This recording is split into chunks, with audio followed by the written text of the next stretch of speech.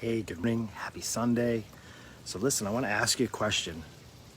You ever wonder what people worshipped back like years and years and years ago?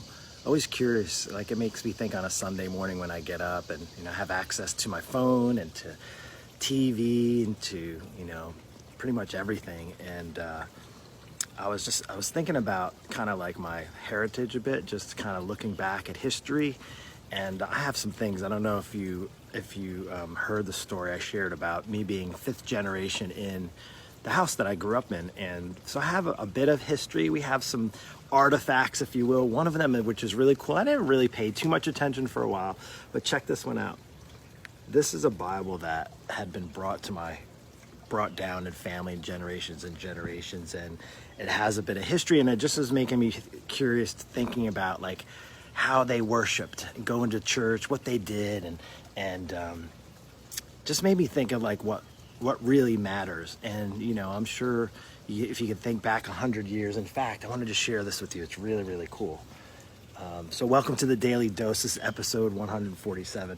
So this, like I said, it's an old Bible. In fact, I don't think I know the exact. Oh, I do know the exact year. I'm going to share this with you. The exact year of this Bible, and again, this is in my family. 1857. How about that? Pretty cool. The New York American Bible Society, instituted in the year 1857. This is containing the Old and New Testaments translated out of the original I can't pronounce that word because it's kind of blurred, and with former translations diligently revised. And it's pretty cool. But check this out. This is not the Bible. This is stuff written. Check this out. This is really, really cool. This is literally my family. So back in just history, 1750. Now, I don't think this was written, but I would say, as it says, David Haynes, which is part of my family, 1750, 17 on the 30th, born on December the 30th, 1748. Crazy. So again, this was before this book was made, and I have all kinds of interesting stories like that to share. My great uncle was a whaling captain, and he came into Sag Harbor in Long Island as a whaling captain, and that was the house that I grew up in, a fifth generation, 200-year-old house. Pretty crazy story. But that's not the point I want to share with you this morning. Good morning, Catherine. What you worship matters. And I always think of it in it today, it might sprinkle and I'm going to have to go underneath. So I might have to move you in just a moment. There's a lot of things you think of in the weekends and the weeks and the days that we worship. We can worship our phones. We can worship other people. We can worship food. We can worship our bodies. It's interesting because I'm really starting to feel good. I've always felt pretty good about my health and my fitness, and starting to worship your body when it gets in good shape. And you think like, oh, hold on a second. I'm going to take you here. I don't want this Bible to get ruined. Hold on, I can hear the rain coming. I can hear it coming. Just bear with me. Give me 1 second. We're going to change direction. I got to go get my Daily Dose book. Hold on 1 second. Stay there. Okay. All right, here I am. I'm back. All right, I'm just going to stand for this because it's already up. So here we are. So what you worship matters. So I was thinking about this and thinking about how people get in trouble, right? I think we're just designed, right? I think it's safe to say we're designed to whatever you want to call it, hunger after something, crave after something, desire other things. And I think that's in us. It's definitely in us. It's just that when we start to go down the road of worshiping a lot of other things, and I think really there's only one thing that we're made to worship, and that's the one who designed us, who made us in his image. And that's something that's really, really amazing. And I just think back of how they used to worship back in like the old days. And I'm gonna just pull up, it's kind of interesting. I was reading, we were going through, hopefully I can hold this. I feel like a pastor here. I got this book here in my hand. We were going through Proverbs 4 in my men's group on Friday, and it's interesting, the translation here. I'm just going to read it, just not the whole thing, just a bit of it.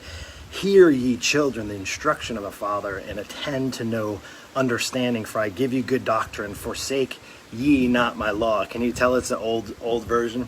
For I was my father's son, tender and only beloved in the sight of my mother. He taught me also, and said unto me, let thine heart retain my words, keep my commandments, and live. And it's really interesting because it really essentially is the same.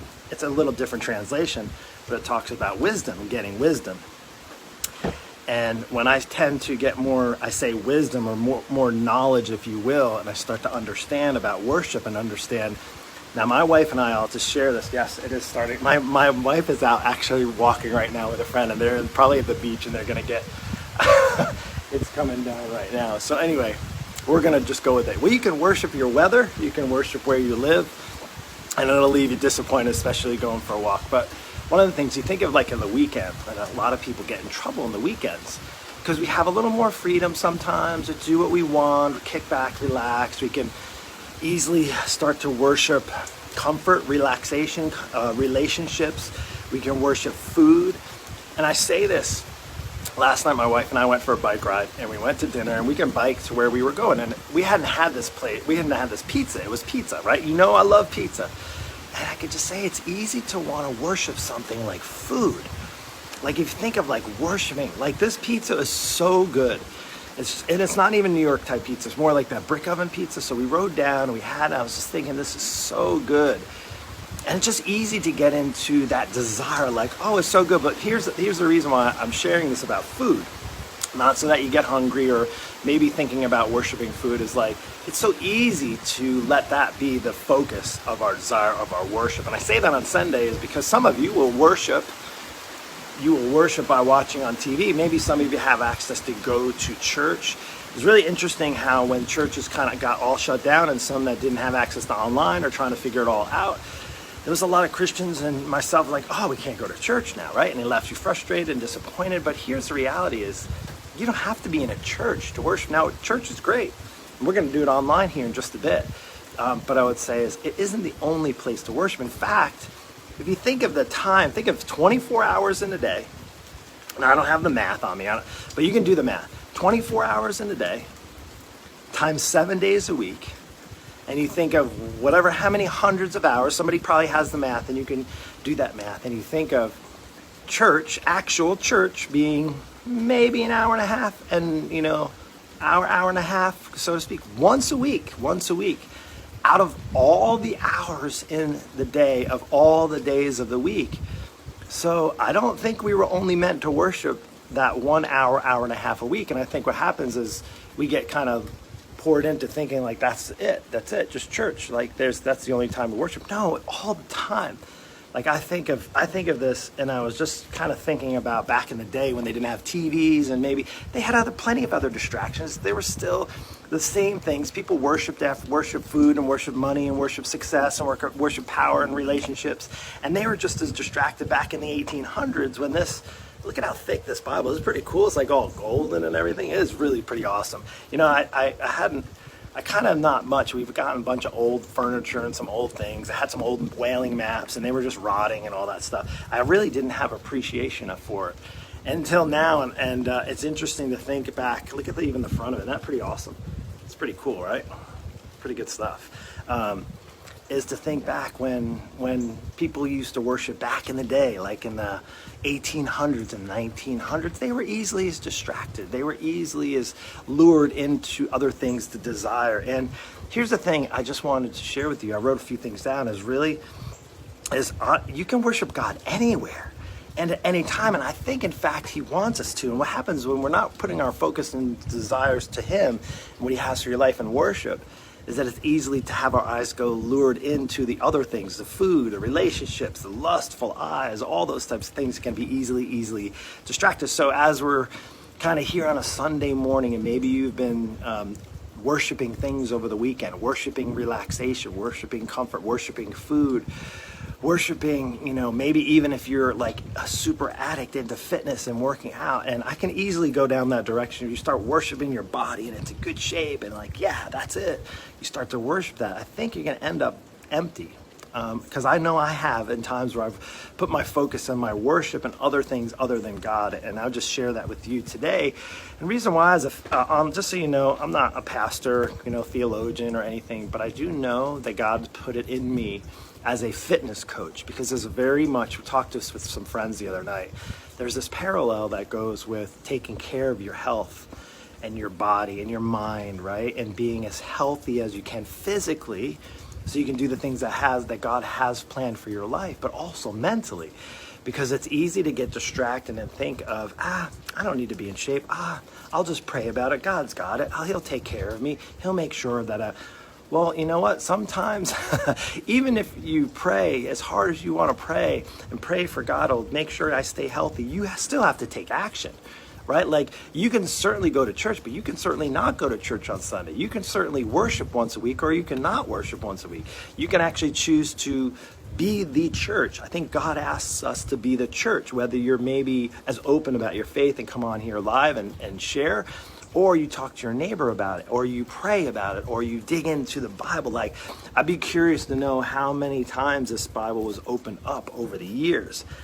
Pretty crazy. And my mom sends me this stuff, and I say bless her heart, right? Like, that's that kind of Southern. But she was asking me about family records. It's really kind of crazy in family records. I just want to share this with you. It's pretty cool. Oh, I have to be careful because this thing falls apart. But I was sent, this is just like kind of who this Bible got sent down to. It's pretty neat, right? Family records. Haynes, there's a lot of Haynes family, and then Halsey family, 1894, 1886, there's 1918. It's really kind of crazy.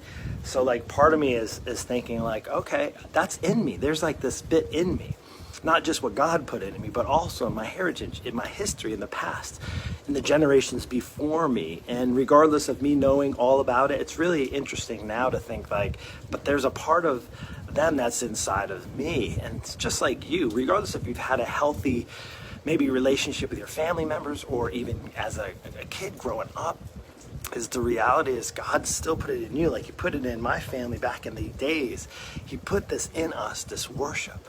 And that's something that I'm super grateful for. I know it's not Grateful Saturday or Gratitude Saturday, but on Sunday, thinking about worship, well, I could easily worship that delicious pizza we had last night, and it was pizza, and it was so good, and it was like, oh, it's easy to worship that and want it all the time. Or even, my wife, although we have a great relationship, like if I were to worship her or my kids or where I live, the success, any of that stuff, or my body, those are things that really, they're not necessarily bad things, but when you start to worship them, they can get your eyes and your mind off of the focus of God and His path for your life. So anyway, with that, I hope this message found you well. Now, I'm standing up. I think this is my first standing underneath my deck and my covered. Thank goodness we put this covered area here, because it rains like just at it. Now look, it stopped. It already stopped. It's going to probably be sunny.